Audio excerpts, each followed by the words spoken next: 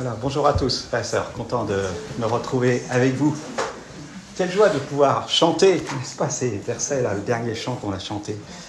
Merci pour ta parole, n'est-ce pas? Elle est la vérité sur mon sentier. Par elle, je veux me laisser guider et faire ta volonté sans murmurer, en espérant en ta bonté. Et vous savez quoi? Il n'y a qu'un véritable chrétien qui peut chanter ça. Celui qui a reçu Christ dans son cœur. Ceux qui n'appartiennent pas à Christ ne peuvent pas chanter ça de tout leur cœur. C'est pas possible. Mais on est tous appelés à recevoir cette parole. Ce qui caractérise certainement une véritable conversion, c'est un fort attachement à la parole de Dieu, y compris dans l'adversité. Et je pense que notre sœur Kalma a expérimenté ça durant ces dernières semaines au sein de sa famille. Les promesses de la parole de Dieu lui sont devenues très, très précieuses. On le savait parce qu'on était en contact aussi avec elle, n'est-ce pas? Et c'est sans doute pas pour rien si le premier des psaumes, n'est-ce pas, s'ouvre sur cette thématique. Et j'aimerais partager avec vous quelques pensées sur ce psaume qu'on va lire ensemble. Premier psaume. Je vais lire dans la NEG 79. Heureux l'homme qui ne marche pas selon le conseil des méchants, qui ne s'arrête pas sur la voie des pécheurs et qui ne s'assied pas en compagnie des moqueurs, mais qui trouve son plaisir dans la loi de l'Éternel et qui la médite jour et nuit. Il est comme un arbre planté près d'un courant d'eau qui donne son fruit en sa saison et dont le feuillage ne se flétrit point. Tout ce qu'il fait lui réussit. Il n'en est pas ainsi des méchants. Ils sont comme la paille que le vent dissipe. C'est pourquoi les méchants ne résistent pas au jour du jugement, ni les pécheurs dans l'assemblée des justes.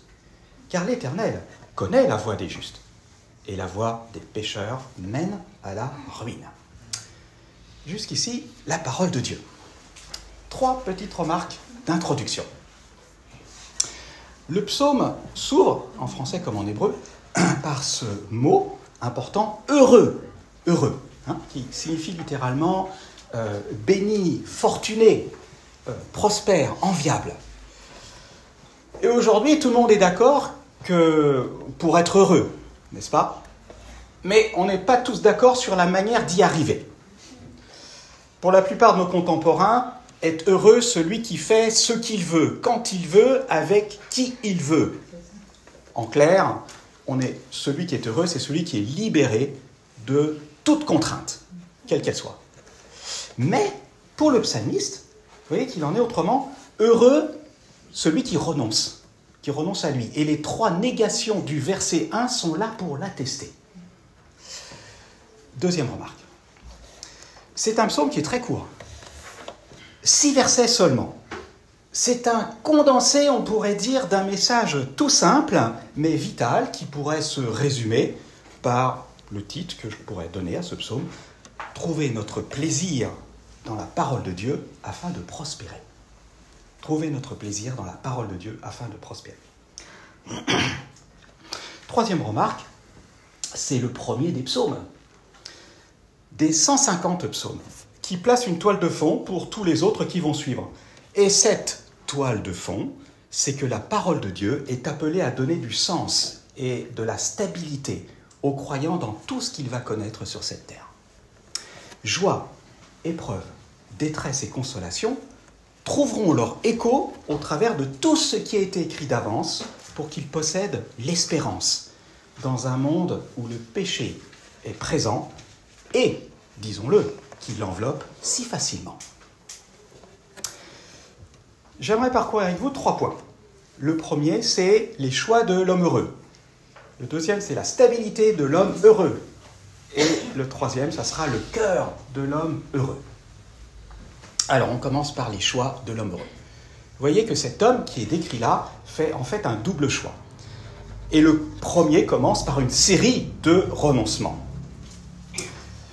Si, dans n'importe quelle discipline, que ce soit artistique, sportive ou même professionnelle, ça nécessite un renoncement par l'exercice ou par la formation, n'est-ce pas? Avant de pouvoir exercer son talent ou sa profession, il en va de même dans le domaine moral. Cet homme, nous est-il dit, ne marche pas, ne s'arrête pas, ne s'assied pas, Pourquoi ? Pour pouvoir trouver sa joie ailleurs. Remarquez bien que le verset 1 ne parle pas, il ne faut pas se tromper de ça, frère et sœur. Il ne parle pas de ne pas avoir d'amis incroyants. Autrement, il nous faudrait sortir du monde, comme dira l'apôtre Paul, 1 Corinthiens 5. Il ne s'agit pas de ça. Mais il s'agit de renoncer à quoi ? À une mentalité de ceux que le psalmiste qualifie de méchants, de pécheurs, de moqueurs. C'est de ça dont il s'agit. Marcher dans les Écritures, c'est pas faire de la rando en montagne. Il ne s'agit pas de ça. Mais marcher implique le comportement et la conduite. Juste un exemple, dans Éphésiens 4, l'apôtre Paul dira de ne pas marcher selon comme les païens qui marchent selon la vanité de leurs pensées, etc. C'est-à-dire que c'est synonyme de se comporter comme ceux qui ne connaissent pas Dieu. S'arrêter sur la voie des pécheurs, c'est adopter une mentalité que Dieu n'aime pas, tout simplement. Et puis s'asseoir en compagnie des moqueurs, c'est associé avec ceux qui tournent facilement les autres en dérision et dont les blagues dérapent immanquablement en dessous de la ceinture. Et ceux qui sont dans le monde professionnel, et je l'ai été pendant longtemps, savent ce que c'est. C'est une des choses qui me faisait le plus souffrir, surtout quand on était au restaurant. Immanquablement, ça dérapait là-dessus.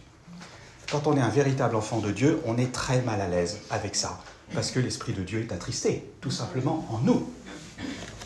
L'idée du verset 1, c'est de ne pas aimer la mentalité que véhicule le monde, décrite par la première épître de Jean, par Jean, dans sa première épître, n'est-ce pas ? Par la convoitise des yeux, les convoitises de la chair et l'orgueil de la vie. C'est de ça dont il s'agit. Et néanmoins, mes amis, nous sommes appelés à être amis des pécheurs. Séparés, mais amis des pécheurs, comme le Seigneur Jésus qui accueillait les gens de mauvaise vie et qui mangeait avec eux. Luc chapitre 15. La question que soulève ce verset 1, elle est simple. Qui sont nos véritables amis ? Quelles sont les personnes qui deviennent nos modèles et qui nous influencent le plus ? Je partageais, pas très longtemps, avec un frère sur l'utilité d'avoir une personne de confiance avec qui on peut partager et à qui on accepte d'être redevable. On était d'accord là-dessus jusqu'au moment où il me dit, où j'apprends, qu'en fait, son meilleur ami est un incroyant. Et là, ça m'a posé problème. Ça m'a posé problème. Parce que notre meilleur ami doit appartenir à la famille de Dieu, pour avoir l'Esprit de Dieu, pour pouvoir être un bon conseiller. Je pense à juste 2 exemples, il y en a pas mal dans les Écritures, mais dans l'Ancien Testament, pensez à Abraham, par exemple. Dans Genèse 23, il dit lui-même qu'il était un étranger, qu'il est étranger et habitant parmi les fils de Heth, les Hittites. Mais son témoignage ne passe pas inaperçu. Parce que, verset 6, il est dit que les fils de Heth diront « Tu es un prince au milieu de nous ». Donc, même s'il était séparé de cette population idolâtre, il avait un témoignage qui ne passait pas inaperçu. À l'opposé, quand vous regardez dans Genèse chapitre 19, Lot, il était assis à la porte de Sodome. Ce qui sous-entend clairement qu'il avait les responsabilités dans la ville. Il était certainement trop lié avec eux. Et quand il a voulu essayer de les raisonner, alors que c'était des hommes vraiment plus que débauchés, son témoignage n'a pas été reçu. Celui-ci est venu comme étranger et il veut faire le juge. Donc on voit bien les deux opposés. Être séparé de cœur avec les pécheurs ne veut pas dire ne pas être ami avec eux. C'est pas ça que ça veut dire, n'est-ce pas ? Ça veut dire savoir lever le témoignage au bon moment, mais ne pas participer à cette mentalité que véhicule le monde. Quand nous sommes des incroyants, comme nous sommes, avec des incroyants, on y est pour être sel et lumière au milieu d'eux. Mais nous ne voulons pas, comme dira l'apôtre Paul, nous mettre avec des infidèles sous un joug étranger, de Corinthiens 6. Alors, je passe à ce deuxième choix qui est important pour cet homme heureux, n'est-ce pas, verset 2, il trouve, écoutez bien, il trouve son plaisir dans la loi de l'Éternel. Et il la médite jour et nuit. 2 petites remarques. Si cet homme trouve, ça veut dire qu'il a cherché. C'est pas tombé du ciel tout seul. Il a forcément investi du temps pour comprendre la loi de l'Éternel. Si vous effectuez un placement financier ou un autre, vous renoncez à ce que vous utilisez pour un temps pour pouvoir en jouir plus tard. Mais ceux qui investissent, mes amis, du temps dans leur Bible, eh bien, quelque part, vous connaîtrez et nous connaîtrons immanquablement un retour sur investissement. Et ça, c'est immanquable. Parce que la parole de Dieu est vivante et éprouvée. Deuxièmement, remarquez que cet investissement que cet homme-là fait, c'est un investissement de cœur. De cœur. Pourquoi ? Parce que la méditation que cet homme fait, là, il l'a fait, il nous est dit jour et nuit. Alors, ce n'est pas à prendre littéralement, évidemment. Il faut bien dormir, etc. Non, mais ça sous-entend que la parole de Dieu imprègne et sature les pensées de cet homme et donc les actions de cet homme. Le chrétien qui ne fait que son devoir en lisant la Bible, en n'y consacrant pas suffisamment de temps, aura beaucoup de mal à trouver du plaisir dans la loi de l'Éternel. J'ai en mémoire, et je ne sais pas si vous connaissez ce film que j'ai apprécié, de Fireproof, à l'épreuve du feu des frères Kendricks. Peut-être certains connaissent ce film. Je vous résume un petit peu, c'est l'histoire d'un couple qui est en train de partir à la dérive, et Caleb, le mari,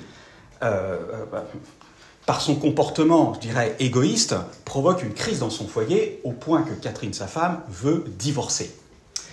Et c'est là que le père de Caleb va faire parvenir à son fils,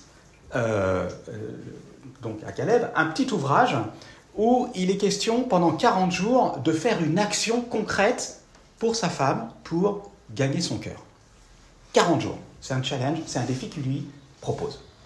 Alors Caleb accepte le message et, une fois par jour, suit la recommandation. Ne pas répondre à une agression verbale, faire le repas, passer l'aspirateur, des choses comme ça. Mais Catherine repousse les efforts de Caleb. Et Caleb va téléphoner à son père en disant « Ça marche pas ton truc, elle m'envoie balader, je fais tous mes efforts et elle veut pas me croire, etc. etc.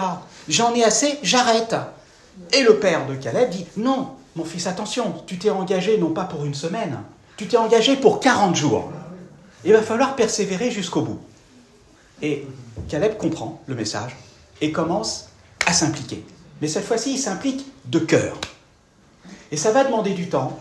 Et au fur et à mesure, Catherine, sa femme, va commencer à être interpellée. Et son cœur va changer. Mais la différence, c'est que Caleb va s'impliquer de cœur. Et c'est ce que son père lui dira. Est-ce que tu fais les choses par devoir ou est-ce que tu le fais avec ton cœur ? Et c'est ça la chose la plus importante. Et pour nous, mes amis, c'est la même chose. Notre apathie spirituelle, naturelle, ne pourra être vaincue que par le choix de la persévérance et de l'œuvre du Saint-Esprit qui nous rejoindra dans nos efforts pour faire croître l'investissement de cœur que nous sommes appelés à donner dans la parole de Dieu. Vous connaissez tous ce verset, cette promesse que Dieu a donnée à Josué. Que ce livre de la loi ne s'éloigne point de ta bouche. Médite-le jour et nuit, afin d'agir fidèlement selon tout ce qui est écrit. Car c'est alors que tu auras du succès dans tes entreprises, c'est alors que tu réussiras. Mon deuxième point, la stabilité de l'homme heureux. Alors, une comparaison est introduite au verset 3 par ce petit mot « comme ». Il est comme un arbre. Un arbre, c'est stable. Pourquoi c'est stable ? Parce qu'il a des racines, déjà. Et le prophète Jérémie va compléter cette métaphore du psalmiste en ajoutant que l'arbre qui étend ses racines, il l'étend vers le courant. Cet homme heureux, dira Jérémie, c'est celui qui se confie dans l'Éternel et dont l'Éternel est l'espérance. Cette confiance en Dieu, c'est des véritables racines spirituelles, n'est-ce pas ? Que Dieu cherche à développer en nous. Et j'aimerais juste parler de 2 caractéristiques de cet arbre. Le premier, c'est que c'est un arbre planté, nous est-il dit. Il n'est pas sauvage. Il est planté par quelqu'un. Planté par Dieu, certainement, pour nous. Et cet arbre est planté au meilleur endroit, près d'un courant d'eau. Dans la Creuse, mon père a planté, il y a 30 ans, un arbre qui s'appelle un liquidambar, si vous connaissez l'espèce. Et cet arbre, je m'en souviens très bien, il y a 30 ans, il faisait 1,50 m. Il n'était pas très haut, il était grand comme ça. Et aujourd'hui, 30 ans plus tard, il fait 15 mètres. Il fait 15 mètres, mes amis. Je le regarde, il est beaucoup plus haut que la maison. beaucoup plus haut que la maison. Il fait un feuillage absolument dense. Vous êtes dessous, il n'y a pas un seul rayon de soleil qui arrive là. Oui, mais pourquoi? Il est bien planté là où il le fallait. Il est planté près d'un puits, tout simplement. Et c'est ça qui fait la différence. Le jour où on a accepté, mes amis, Christ dans notre cœur comme notre Sauveur, Dieu nous a plantés au meilleur endroit possible et inimaginable.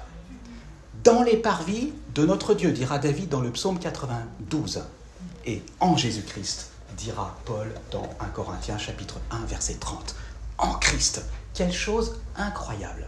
Nous sommes unis en Christ et nous sommes en lui. Et c'est la raison pour laquelle celui qui s'attache à la parole de Dieu, il n'a pas à craindre le jugement, parce que son cœur est ferme et confiant en l'Éternel. Nous est-il dit dans le psaume 112, verset 7. Il est stable, contrairement au méchant qui est emporté, comme par le vent, comme de la balle, nous est-il dit à la fin du psaume. Deuxièmement, c'est un arbre fruitier, verset 3. C'est sa raison d'être. Il existe pour porter du fruit en sa saison, nous est-il dit. Alors, quelle sorte de fruit le chrétien, le croyant, est-il appelé à porter? Bien sûr, on pense aux fruits de l'esprit, dans Galates chapitre 5, verset 22. Mais on peut aussi penser aux bonnes œuvres que Dieu a préparées pour nous et pour que le monde est appelé aussi à voir en termes de témoignage. Et on peut aussi mentionner le fruit de la confiance dans le Seigneur dans les périodes d'épreuve, ce qui est l'œuvre du Saint-Esprit. Et si, verset 3, tout ce qu'il fait lui réussit, c'est pas parce que le croyant ne connaît pas d'épreuve, c'est certainement pas ça, mais c'est que toute chose travaille ensemble à son bien ultime, spirituel et éternel, parce qu'il aime Dieu. N'est-ce pas? Mon dernier point, le cœur de l'homme heureux. Et je voudrais m'appesantir un petit peu plus là-dessus, le cœur de l'homme heureux. Je mentionnerai pour ça une dernière caractéristique de cet arbre, qui est que son feuillage reste vert. Intéressant ça. Verset 3, deuxième partie. Cet arbre est donc cet arbre dont les feuilles sont dites persistantes, c'est-à-dire qu'il ne tombe pas en hiver. C'est celui-là dont il s'agit. Il y a plusieurs arbres qui en font partie. L'olivier, par exemple, en fait partie. Je voudrais mentionner que la photosynthèse qui est au cœur de la vie de cet arbre va pouvoir s'opérer tout au long de l'année. Même si c'est fortement ralenti durant l'hiver et que cette photosynthèse sert non pas à une activité de croissance, mais à un mécanisme de survie. Mais néanmoins, la photosynthèse existe. Alors, plusieurs sans doute, vous ne savez peut-être pas ou mal ce qu'est la photosynthèse, et je voudrais juste la résumer pour faire un parallèle avec autre chose. C'est quoi la photosynthèse? Il y a dans les feuilles de tout végétal vert des petites usines microscopiques appelées des chloroplastes et qui captent le gaz carbonique de l'atmosphère.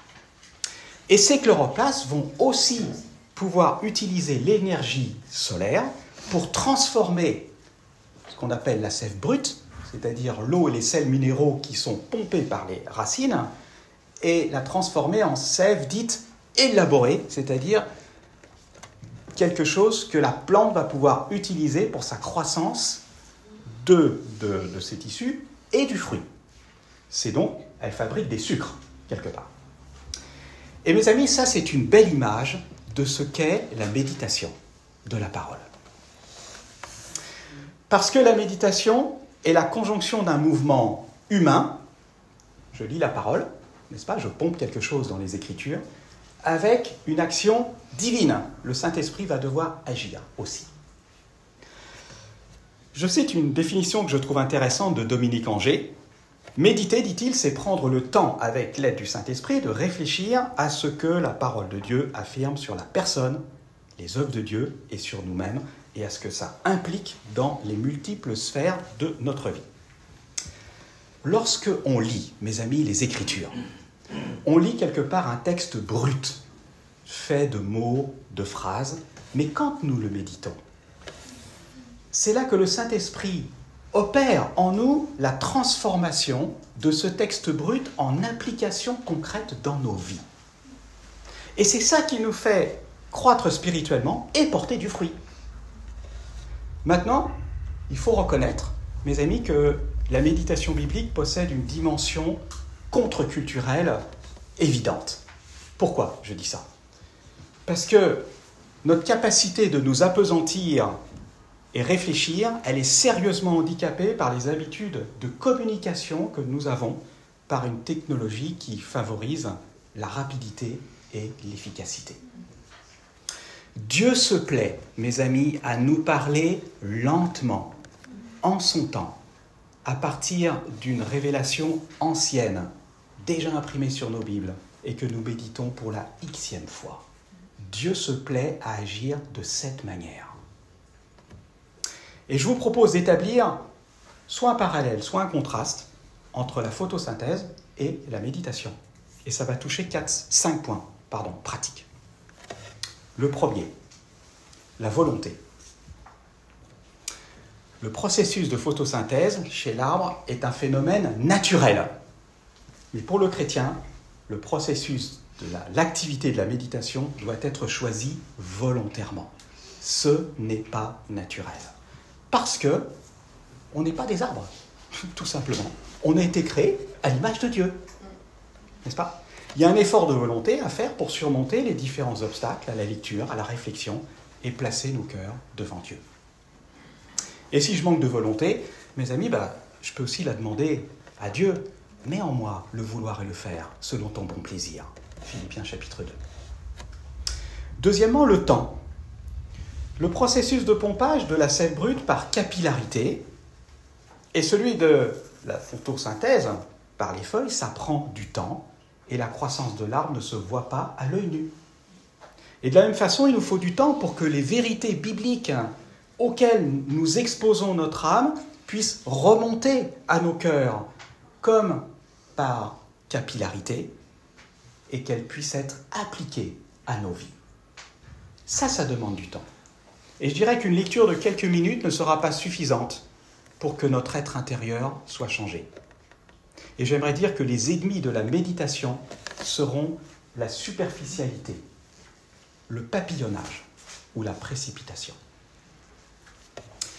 Troisièmement, l'attitude de cœur. Alors, si la sève brute pénètre l'arbre par des minuscules petits tubes capillaires qui sont enfouis dans le bois, par lesquels la succion par capillarité peut se faire, et si le gaz carbonique peut pénétrer la feuille par les chloroplastes, et si cette sève brute pénètre l'arbre, n'est-ce pas? Eh bien, la parole de Dieu doit aussi pénétrer en nous à condition que notre attitude de cœur soit juste. Et ça, c'est important parce que le Seigneur Jésus fait mention de ça dans Jean chapitre 8, verset 37. Vous savez, il dira aux Juifs, « Vous cherchez à me faire mourir parce que ma parole ne pénètre pas en vous. » La parole de Dieu doit pénétrer dans notre être intérieur, dans notre cœur. Et il n'y a que Dieu qui peut le faire pénétrer. Mais nous avons la responsabilité de ne pas y créer d'obstacles, tout simplement. Personne n'est à l'abri d'être dans une mauvaise disposition de cœur. Et pas même moi. Mais on est appelé à confesser et à prier le Seigneur de purifier nos cœurs, vraiment, par la foi, à chaque fois que nous lisons les Écritures. Ensuite, je voudrais citer le calme. Alors, l'image que le psalmiste emploie, n'est-ce pas, de l'arbre près d'un courant d'eau, ça communique véritablement une atmosphère paisible, loin du brouhaha de la cité, etc. Et je crois que c'est une réalité que la méditation doit s'effectuer aussi dans le calme.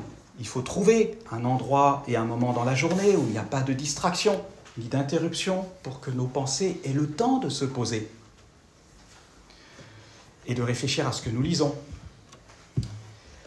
Les alertes de notre smartphone ne sont certainement pas propices à la méditation. Et les ennemis de la méditation sont certainement le bruit, les distractions et les interruptions. Attention, et là, c'est de notre responsabilité. Je me souviens de ce verset dans Ésaïe chapitre 30, verset 15. « Ainsi a parlé l'Éternel, c'est dans la tranquillité et le repos que sera votre salut, c'est dans le calme et la confiance que sera votre force. » Vous voyez, tranquillité, calme, repos, confiance, tout ça, ça va ensemble. Et ça crée une atmosphère propice à la méditation. Et puis le cinquième point que je mentionne, c'est la régularité. L'arbre ne cesse pas de pomper l'eau et les sels minéraux et de photosynthétiser, même si en hiver, le processus est fortement ralenti, comme je l'ai dit. Et de la même façon, on peut dire que la lecture et la méditation doivent être effectuées quotidiennement. Pourquoi ? Je mentionnerai simplement, il y a beaucoup de raisons, mais je dirais simplement que celui qui se relâche dans son travail est frère de celui qui détruit. Proverbe chapitre 18, verset 9. Ne nous relâchons pas, mes amis. Continuons. Nous sommes le peuple du livre. Continuons à nous approprier la parole. Un des obstacles importants à la méditation sera certainement le manque de discipline. Alors, que dire en conclusion ? Eh bien, je dirais que il me semble que le psaume 1, finalement, place les exigences pour être heureux quand même assez élevées. Qui est capable de répondre à tout ce que nous avons mentionné ici, et de manière parfaite, complète, pour être véritablement heureux ? Mais il y en a un qui nous a précédés sur ce chemin. C'est le Seigneur Jésus. C'est lui qui était séparé des pécheurs, séparé de leur mode de vie, de pensée, bien sûr, pour en devenir ami. Et c'est lui qui a trouvé pleinement son plaisir dans la loi de l'Éternel et qui l'a médité jour et nuit. Et c'est lui qui ressemblait à cet arbre qui était planté près d'un courant d'eau, dans la présence de Dieu même. Il était dans une communion constante et permanente avec son Père.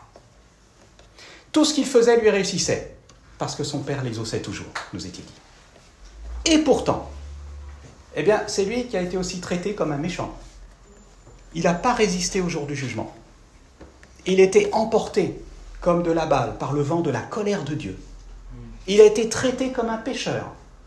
Et il a connu la ruine éternelle et cosmique qu'aucun homme ne pouvait subir. Parce que Christ a souffert une fois pour les péchés, lui, juste pour les injustes, afin de nous amener à Dieu, d'ouvrir une voie pour qu'on puisse retourner à Dieu.